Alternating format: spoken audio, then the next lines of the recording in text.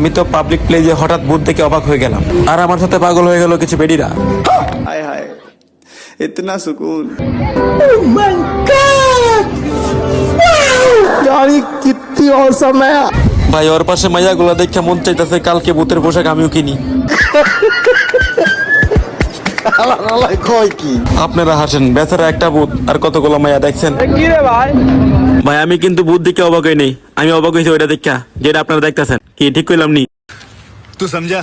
हाँ नहीं तू समझा नहीं।